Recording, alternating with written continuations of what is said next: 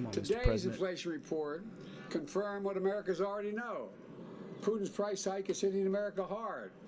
Gas prices at the pump, energy and food prices account for half of the monthly price. All right, Mr. President, you're going to have to yield. Welcome to the Great American Mail podcast for June the 13th, 2022. Getting here a little late because I had to cover the witch hunt show trial this morning from 10 a.m. Anyway, we're going to bring you up on all the news of the day. It's a beautiful sunny day, and it is hot and humid. Humidity is here to stay in Atlanta. I mean, you just melt if you go outside, honestly. Anyway, we're going to cover the January 6th committee hearings this morning, get you all up to speed on what happened this morning. We're going to cover the gun control compromise as per usual. My interpretation of what's going on here probably going to be a little bit different from what you saw elsewhere. We'll get to that after January 6th. And then we're going to discuss about something called conspiracy to riot. That's a story that happened over the weekend that you need to know, and it's right up our alley because there's a lot of Constitution, a lot of law, and a lot of history in that. So you want to stick around for that. So without further ado, let's get to January 6th hearing. It started off this morning, and it sounded a little bit like this. My colleagues and I don't want to spend time talking about ourselves during these hearings. But then I'm going to go ahead and talk about myself during these hearings. I mean, folks, amateur hour. Anyway, he continues. But as someone who's run for office a few times, I can tell you at the end of a campaign, it all comes down to the numbers. The numbers tell you the winner and the loser. For the most part, the numbers don't lie. But if something doesn't add... Now, folks, again, this is just embarrassing. It really is. And if you had some people there, they could quickly point this out. Now, first and foremost, does anybody think that's listening, and if you're listening to the Great American Mail podcast, you're a sophisticated, well-informed voter. You're a well-informed citizen, okay? You know as well as I do. Well, Mr. Thompson, first and foremost, the 2020 election was one of the most unusual in our entire history. Certainly the most unusual in my lifetime, okay? Now, I mean, we want to go back to 1876 or 1800. We covered those elections on the show a lot. Maybe it would be different, but, I mean, it was pretty unusual. Number two, Mr. Thompson, there's no electoral college. As far as I know, there's no certification for mayor, governor, senator, congressperson, whatever you did. In fact, I had on the show last week, I was going to cover it, and I didn't get to it, so I didn't pull it up for today. But about his district, I've looked up his district. He's in an unlosable district. The only way he'll ever lose an election is if he decides he don't want to run. That's it. That is baked in right there. All right. So it's like he already starts off with stuff that softballs. Anybody could prove that it was different. Okay, but he continues. With the numbers, you go to court to get resolution. Okay, and again, we've debunked this. In fact, I'm going to work on an article. I know I've got it in the can. I just got to finish the dog. I got so many things in the can I got to finish off, but I've looked into this. There's about 61 cases. Trump won one, but it wasn't going to change the election.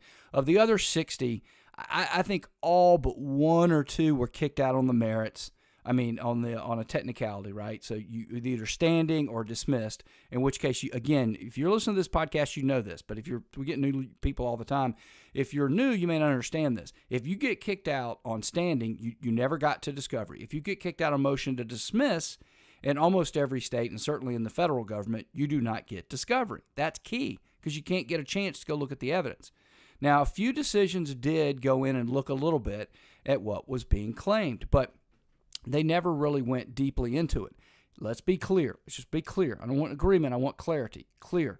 No one ever looked at all the ballots. Now, you would think the January 6th committee, they could solve all this right now. Just go take any state. I mean, and just do that. Of course, they're not going to do that. They're going to try to convince you that, the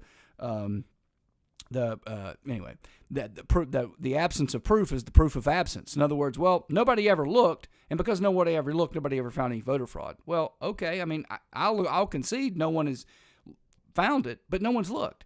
But anyway, so he continues. That's the end of the line.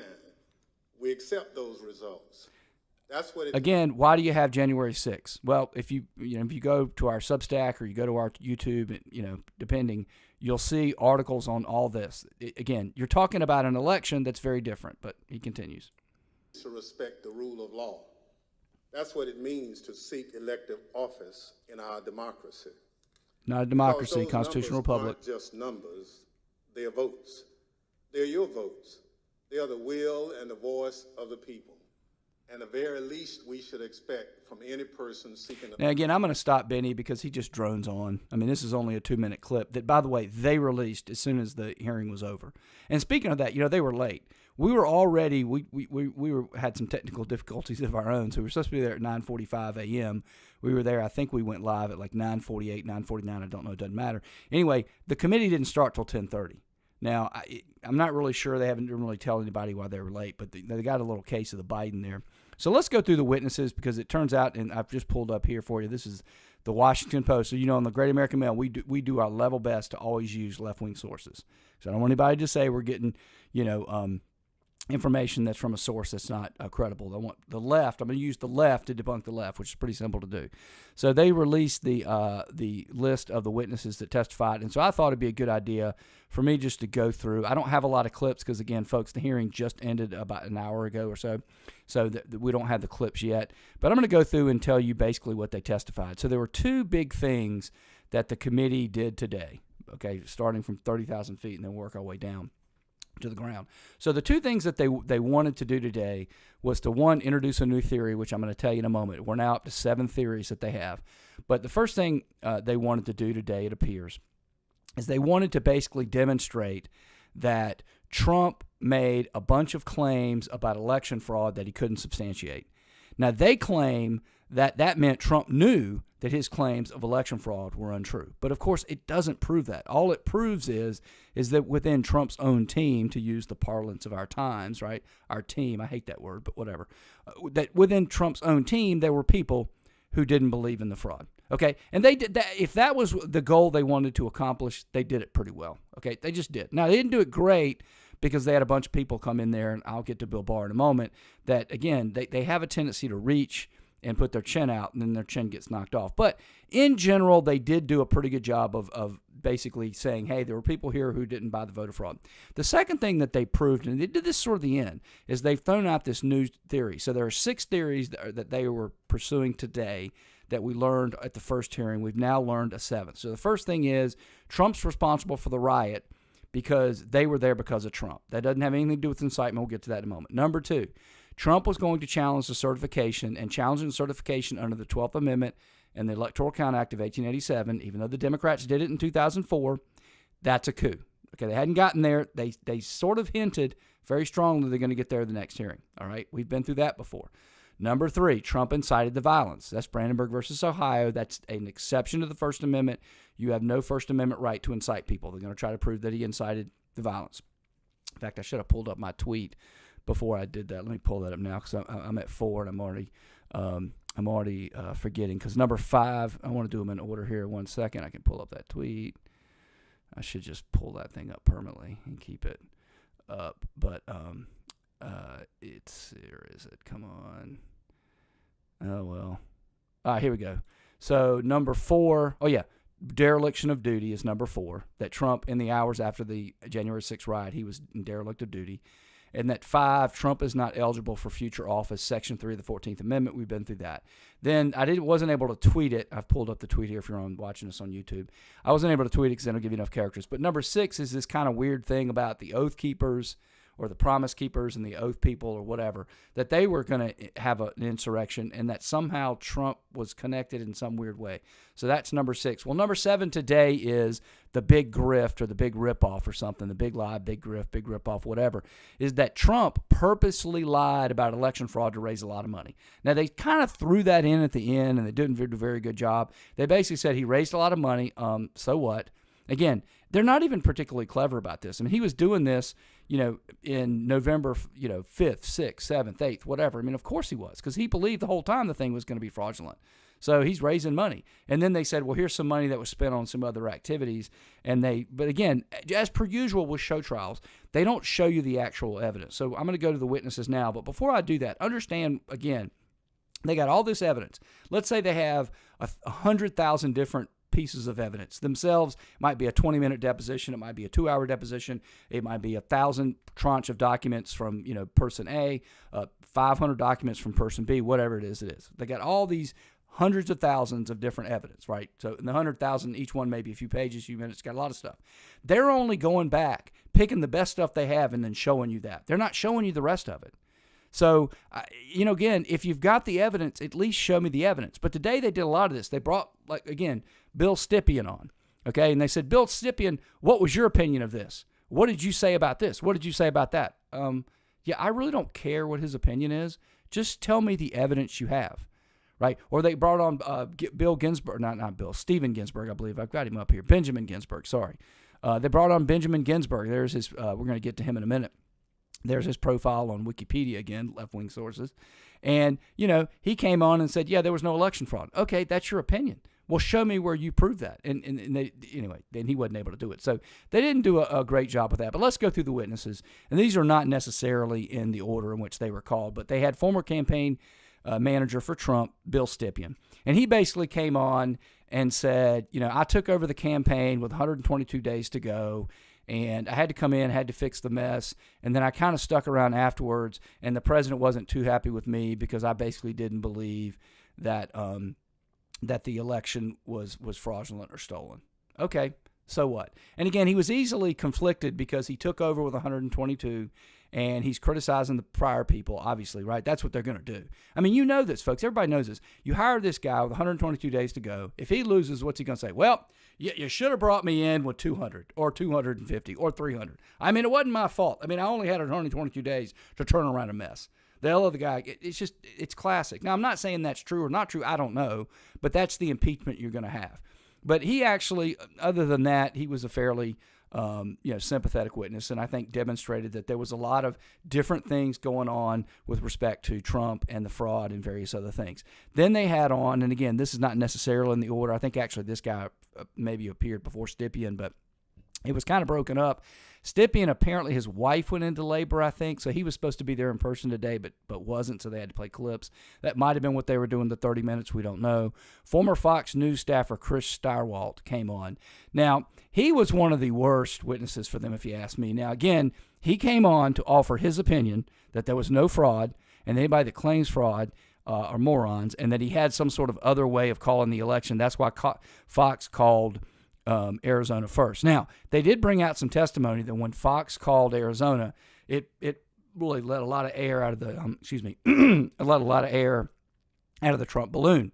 But otherwise, Stirewalt was not very effective because he was an over-the-top anti-Trumper, pretty clearly, and he just he basically wanted to brag about how Fox got it right and they were ahead, and that then he went on to say there's no way that you can, once you lose these states, there's no way to flip because, and this was a constant theme during the hearing, that recounts, you can only make up a couple of hundred votes. Well, they don't know how vote counts work for Democrats. For Democrats, they just keep counting until they win and then they stop. But you can make up more than a couple of hundred. In fact, I was screaming and yelling a few years ago during the 2018 cycle when they had recounts in Georgia and they had recounts in Florida, and you were making up, again, it wasn't enough to close the gap and win. But Stacey Abrams, and I forget the mayor of Tallahassee's name, I can't remember his name, doesn't matter. He lost to DeSantis by 40,000 votes. But in the recounts, he made up thousands of votes, thousands. So Stirewalt wasn't really effective on that. But again, that's not the claim. So anyway, that's what he said. So again, you had each of these people are clearly partisan people that come up, clearly convicted people, but that's what they basically had to say. Then they brought on Ben Ginsburg. I'm going to skip to him till the end because I've got a special bit on him. They brought on BJ Pack. He was the local U.S. Attorney General. Now, he was fired shortly after this happened, but he was brought on to say, we investigated the fraud in Fulton County. And as per usual, with most of what they do, they don't present the message in a fair manner. So he came on and said, yeah, I investigated the suitcases under the table theory, and we went in there, we looked at witnesses, and we found out that there was nothing to the Fulton County suitcases, that they were in fact not suitcases. They were in fact Fulton County election equipment. And what had happened was they thought they were done for the night. And then the Secretary of State said, no, you're not done for the night. Keep counting. And so they went back in, pulled them out. That's all that was. Now, here are among the problems with that. They never explained the mysteriousness of stopping the count. What we do know is the election watchers, Republican and Democrat, right, all of them were told to go home. And they basically weren't there when this happened. That was part of the big controversy. He also doesn't admit, nor did they say, and again, folks, Publius at GAMcast.net, January 6th committee, Ben Ginsburg and Liz Cheney, call me. I'll help you. You should have brought out the fact that he was fired, right?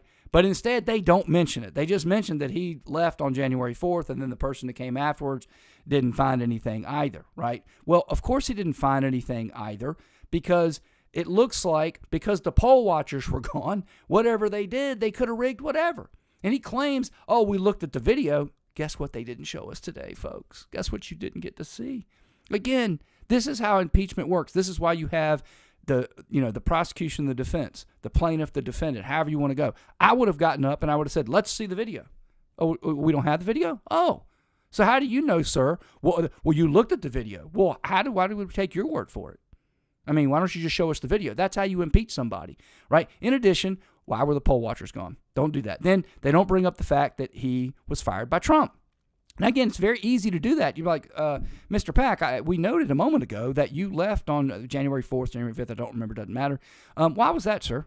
Well, I was relieved of my duty. Who did that, sir? Well, President Trump, I assume. I mean, I was told by Bill Barr, but I assumed it was from the president. And do you have any reason? Objection. Oh, there's nobody there to object, to say that he's speculating. So guess what? He can speculate. Well, I can only assume it's because I did such a great job and he was upset with the fact that I told him the truth, that there was no fraud in Atlanta, Georgia. See, that would be much more effective. And since you don't have anybody there to object, anyway.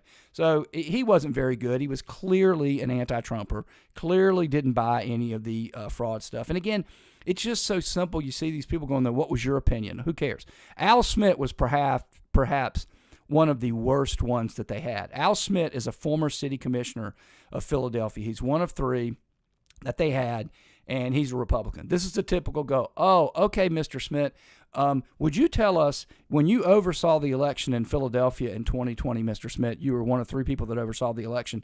Did you do a crappy job and let voter fraud happen? No, in fact, I did not do I didn't do a crappy job, and B, I would never let voter fraud happen, I assure you. Oh, thank you, Mr. Smith. That's great, right? I mean, blah, blah, blah. Then he came on. Again, I'm doing all this from memory, folks, but if you want to go to our YouTube page, I think it's like 3 hours because of the incompetence of the committee, but it's all there from beginning to end and gavel to gavel. You can get all of it. He basically came in and said, there was no voter fraud. We looked. We took it very seriously. The claim that 8,000 dead people, which, by the way, Rudy Giuliani made, that 8,000 people dead people testified. There weren't even 8. Again, a little bit of slip of the tongue there, sir. If there's one, it's too many, right? But whatever. And then he went on to say, oh, I got death threats after Trump tweeted about me because Trump tweeted this guy's not doing his job and yada, yada. And look, folks, we all agree with this. They scored some points with that one. I'm just going to be honest. I hate it, but they did. People should not be sending threats, specific threats, and he did a very good job. That's the only thing he did a good job about, to say, before Trump actually named me in a tweet personally, I was getting things like, oh, you'll reap the whirlwind and you're a rhino and you're terrible. And then it became like, maybe that's what maybe people like you is what the Second Amendment is about. Right? It was one of the tweets or threats or something. But anyway, so that's what he had to say. They had Mark Short, chief of staff to Mike Pence. He kind of hinted that they wanted Pence to do certain things that weren't proper in the lead up to the January 6th certification. But they didn't really go into that, so I didn't think his testimony was all that great. They brought in Jeff DeRozan, the acting attorney general. He was another person. Richard Donahue's another one, number 2 at the Justice Department. These were people that were inside Trump's orbit, who all they basically said was, we didn't buy the election fraud. We kept trying to tell Trump that, this one's been debunked. In fact, Greg Drape, I'm looking at here, Pence's attorney, he testified. Cassidy Hutchinson, aide to the White House Chief of Staff, Mark Meadows. All these people came on, and there was a flood of these people that basically said, in fact, we told Trump about these different things, and they had been debunked. And we basically kept trying to push back. And one of the themes that they said, and was actually kind of interesting, was that if they debunked something, Trump would go, okay, all right, so you debunked Fulton County, suitcases of votes under the desk. All right, well, what about all this other stuff? And so they kept going on this loop about how no matter what, I think they were trying to show Trump as somebody who just wanted to hear what he wanted to hear. But anyway, what we learned this morning in a nutshell is there were various people within Trump's own team that A, didn't believe the election was fraudulent, and B, were urging Trump to stop this and move on. It doesn't really get where the committee wants to get. I mean, again, they think that that's proof positive that Trump knew that he was lying, but it's not. I mean, it's just commonsensically not. I mean, even if we're not talking about Trump, and when you're talking about people like Trump, there are people that think they're the smartest guy in the room. I mean, does anybody have any doubt that I don't care if it was Bill Barr, I don't care if it was Stipien, I don't care if it's Ben Ginsburg, I don't care who it is. They come up and they say, Mr. President, he's going to go, yeah, but you don't know. I know better than you. So again, you don't even have to do that for criminal mindset. You don't have to prove that he knew he was lying. You just have to show that he was grossly negligent, that no reasonable person could have believed that. When you're trying people, I mean, again, to the extent they get to a crime, a lot of this stuff is civil, so you don't even need to get to beyond a reasonable doubt. But all you need to show is that no reasonable person would believe. What this person actually believed is sort of irrelevant, right?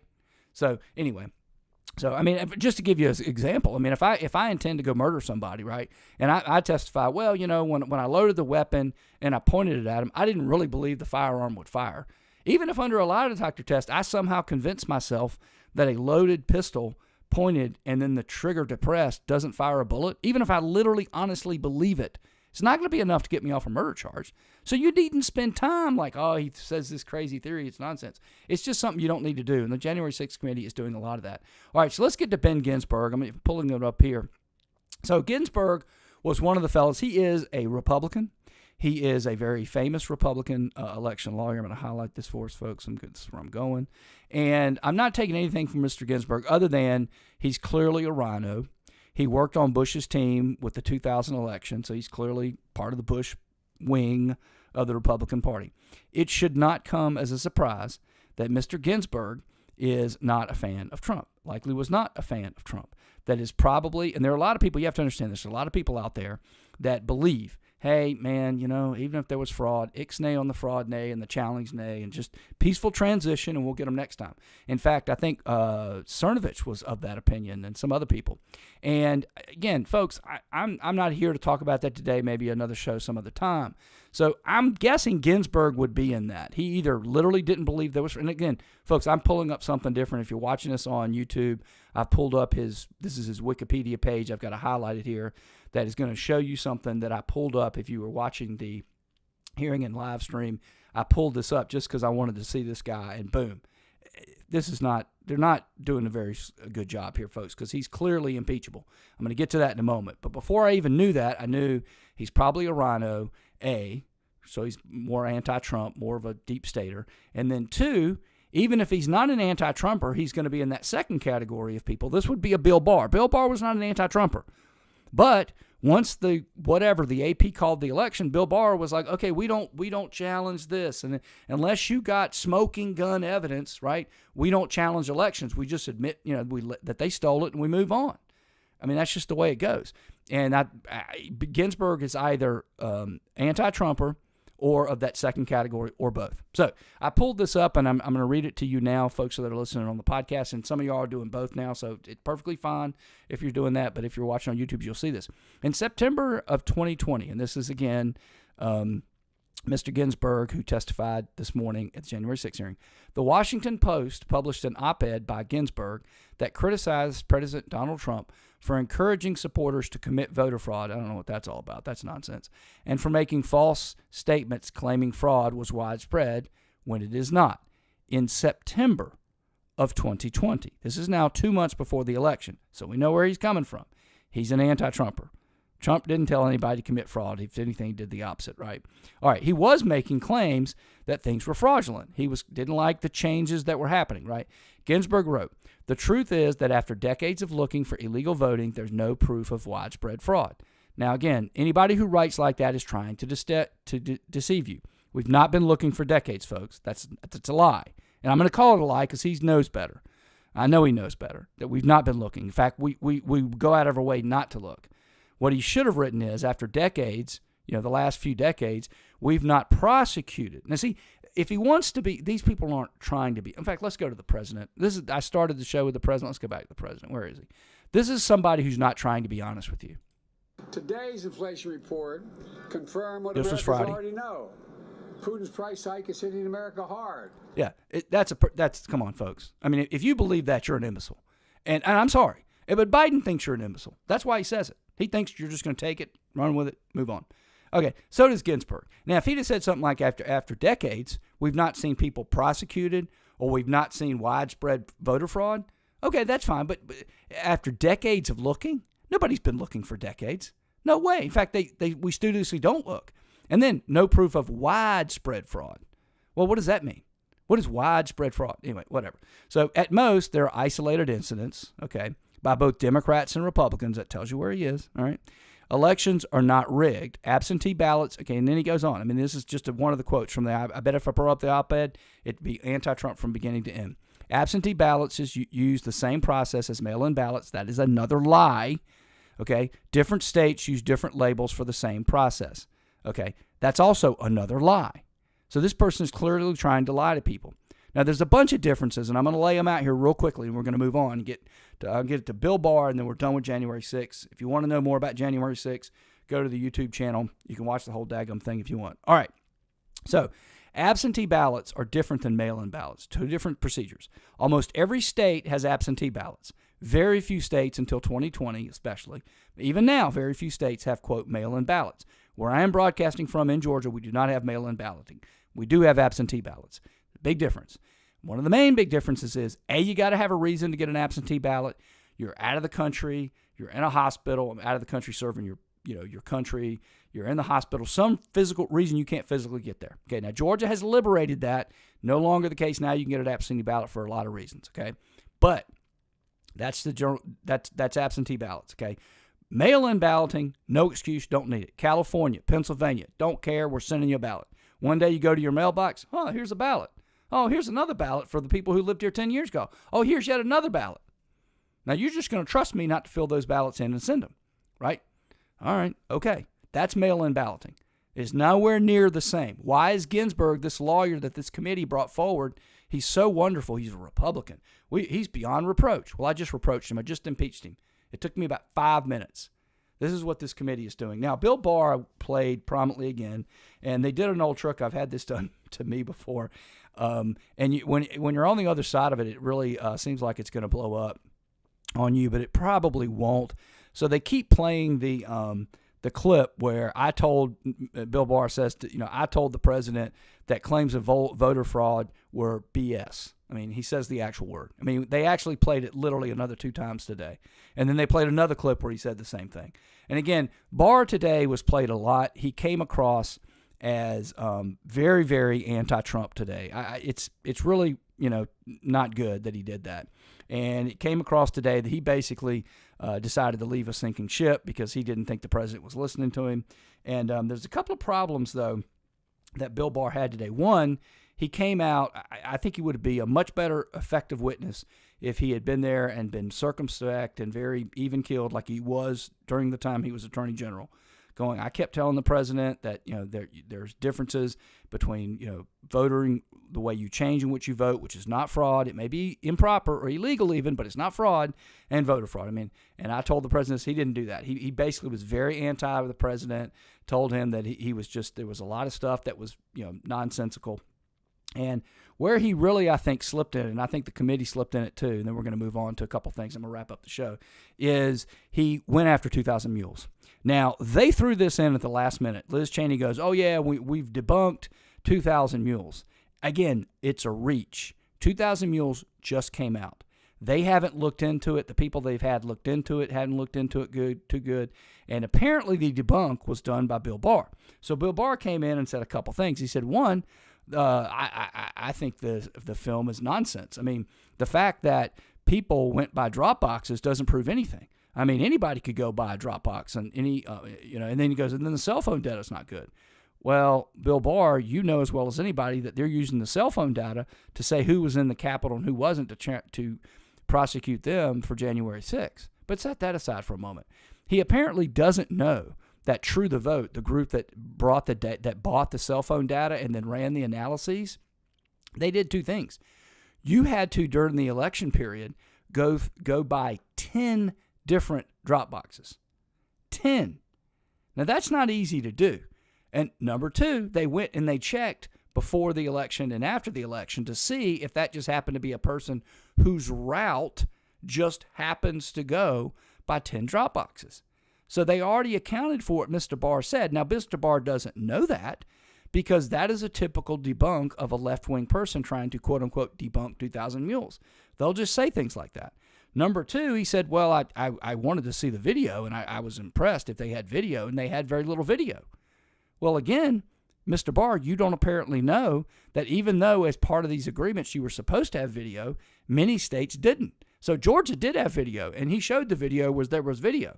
But, if you go look at the live stream, we pulled up Dinesh D'Souza at the end where he told people that.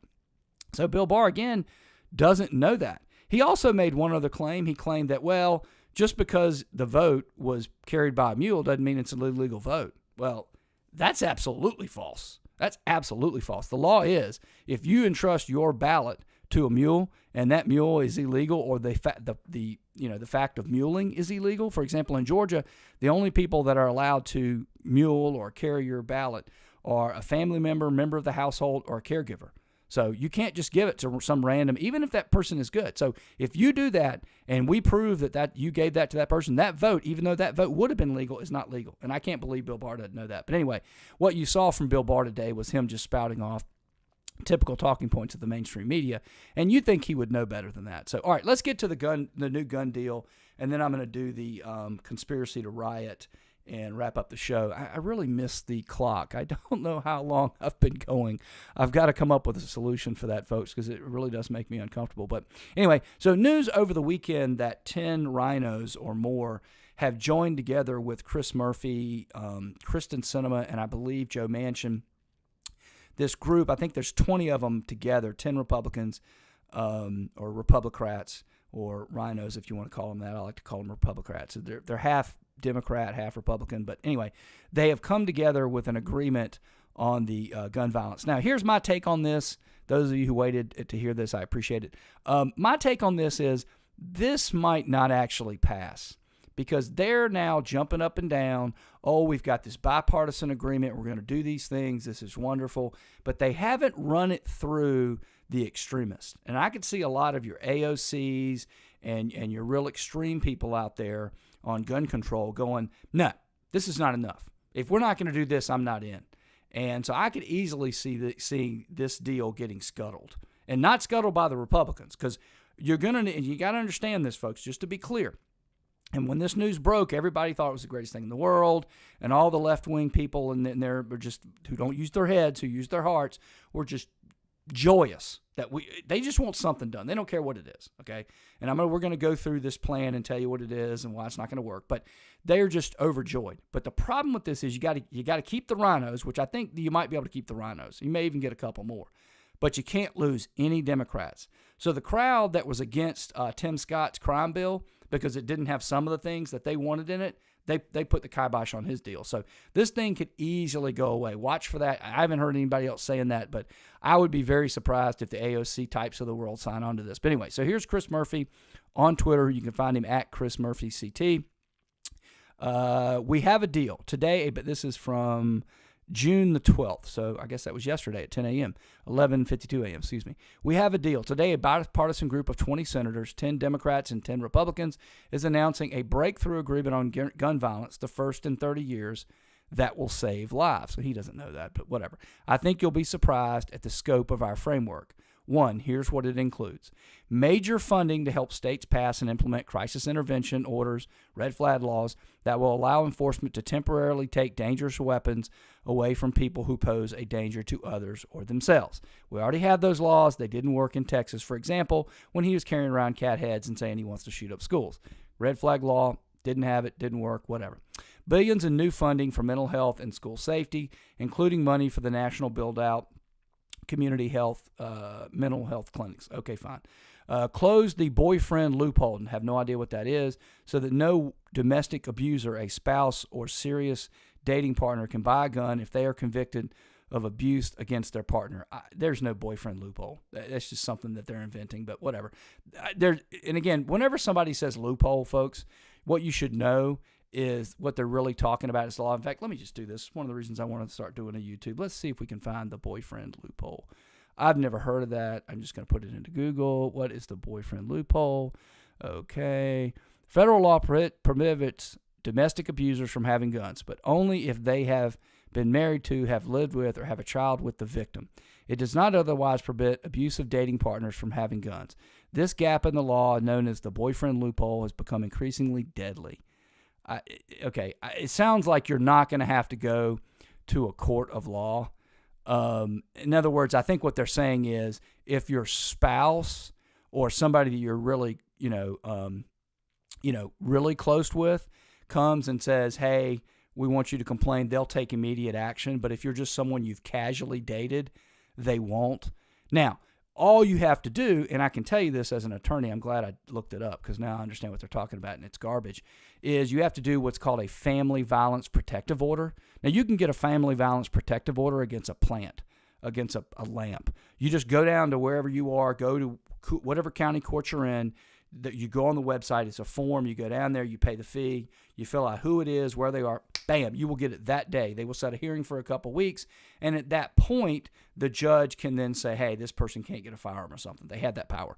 What they're saying is that right now, you don't, for firearms, apparently, if you are living with, have a child with, or married to somebody, you don't have to go through that procedure. They're going to basically expand that to anyone who's dating. You think that's a good idea? Okay, when was the last time we heard of some boyfriend shooting up a school because he's upset with his girlfriend? Okay, that's just more restriction to me. It ain't going to do anything. But again, it's a bad idea, but it is what it is. Okay, first ever federal law against gun trafficking and straw purchasing. Okay, this will be a difference-making tool to stop the flow of illegal guns into cities. I have no idea what he's talking about. Federal law against gun trafficking. I guarantee you gun trafficking is illegal. Now, what this may be aimed at is private sales, which again is, there's no proof that any private sales guns were out there.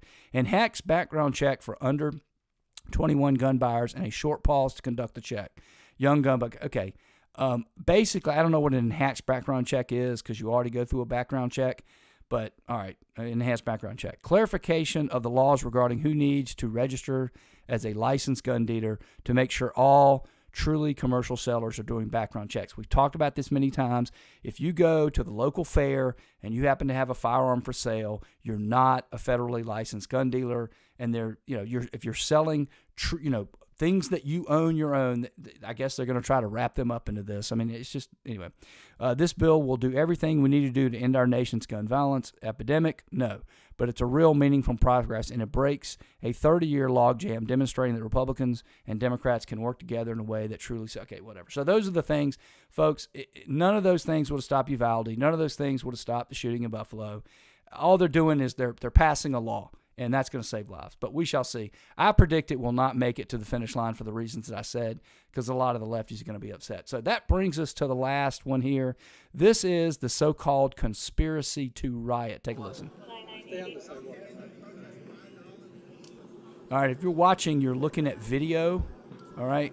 And this is video from No Lie with Brian Tyler Cohen. So anyway, so I'll have to describe it for you, for those of you listening. So basically, this is about 31 people that were arrested in Idaho. It says, according to Brian Tyler Cohen, a U-Haul with masked neo-Nazi white supremacists was pulled over near a pride event in Idaho. Idaho, okay? An officer said they were detained en masse on suspicion to conspiracy to riot and had weapons in the truck, per the Daily Beast. Now, I'm not going to pull up the Daily Beast article. I'm not going to go into that. I want you to know about this because this was right up my alley, because this is called what's known as a prior restraint in the law. The Supreme Court has uniformly rejected prior constraint. These people have First Amendment rights. These charges will end up being dropped. But before I get there, I think this is a false flag event. What in the world? You got 31 people, and again, it's these khaki people. They're in these blue, they got khakis, loafers, and then they got these blue T-shirts, and all have these khaki caps. They're all dressed up together. It looks exactly like 31 FBI agents, what they think white supremacists look like. Also, coincidentally, and if you're watching on YouTube, you can see this. If you're not, I'll just have to describe it for you. They all have face masks. And I'm not talking about the mask that you wear, the cloth mask that people think stops COVID and everything else. I'm talking about these like ski masks that cover up all but your eyes. You cannot identify them, folks, at all. So my best guess is it's a false flag. A bunch of FBI agents or somebody else rented a U-Haul, all got dressed up, tipped off law enforcement or the FBI themselves, whoever, and said, hey, blah, blah, blah. And then they got pulled over. Now, notice he said they had weapons. What weapons did they have? Huh? You didn't tell us. Why can't we see the pictures? Why Idaho? Trust me, folks, if all the gay pride and all the stuff going on this month, I mean, everywhere you turn around, there are events. In fact, Pelosi was at one yesterday over the weekend. So was Kamala Harris. They're all bragging about it. You go to Idaho? It just doesn't make any sense. So I think it's a false flag. And again, they use this stuff very effectively to break down the rule of law. So they use this false flag. Now people are convinced that they're a white supremacist, A, which is not true. B, that you can now arrest people for conspiracy. I guarantee you everywhere across the fluted plain, people are now going, oh, conspiracy to riot. I didn't know that was a thing. Yeah, absolutely. Apparently, if you're going to go riot, like how in the world do you know they're going to riot? They might have been protesting, and that's perfectly legal. Anyway, it's just more of the breakdown of the rule of law. It's exactly like the January 6th committee. I mean, the January 6th committee is exactly what Democrats think the government should be run by. They should be able to they form a committee with no opposition to operate in secrecy, and then when they get ready and they deign to, they'll come out and they'll show the public a little bit of what they've done. But other than that, that's how they believe in governance, right? And again, here you go, getting people used to the idea that I can arrest you because you're conspiring to potentially do something in the future, and I can read your mind and I can predict the future. You have no idea what they're doing. That's called prior restraint. Supreme Court has absolutely resoundingly rejected it. But yeah, here you go. These people are going to go out there. Now, I predict if the law is followed, these charges will be dropped because you have your First Amendment right to do what they did, unless, right, you have some real proof here. Now, if they later come up with that they had a game plan and they were talking and they were going to kill one person or capture one person, that would be illegal. But that would be conspiracy to murder or conspiracy to kidnap. Conspiracy to protest? It's just crazy. But again, just one more day and one more, fundamental freedom that we have being taken away. And just this is how you do it, folks. I mean, the fact that the January 6th committee even has the guts to come on and now do a second hearing, and it sounds like they're going to do a couple more this week and several more this month, is just astounding to me. And the fact that I have not seen one single solitary mainstream legacy or left-wing outlet at all even ask the question, is it really proper to have committees where they do it in secret and they don't release the evidence to the public and then they quote-unquote have a hearing? I mean, folks, imagine the advantage of being able to do it in secret all for a year, dig up whatever you want. What you should do, it's not proper, but if you want to make it a little bit more proper, just do a website, dump all the evidence so everybody can go over it, then do your hearing. And then let people take your evidence and try to push back. Nope, we're not going to do that. Not going to do that at all. And there are a lot of people that absolutely think that's the way America should work. Folks, that's not just not America. It's not even really at this point just a banana republic. Okay, that's called fascism, what we're witnessing today. Conspiracy to riot is fascism. Riot is fascism. The January 6th committee is fascism. That's exactly what they did. In fact, if you want to do it, there's a really good movie, and I was going to say what it was. I think it was in the Name of the Rose or something about the rose that they did for the Nazis, the kids that put out different bulletins, and they were given a show trial before they were executed. But anyway, we shall see what the January 6th committee does. We'll be following them, of course. Anyway, you're now all caught up to date on the news of the day. It was a really slow news day. The conspiracy to riot and the gun legislation potentially coming about were the big pieces of news in addition to January 6th. And it looks like they're going to, anytime January 6th committee goes on, the media is going to get entirely behind them. So anyway, if you enjoyed the show, I hope you tune back in tomorrow.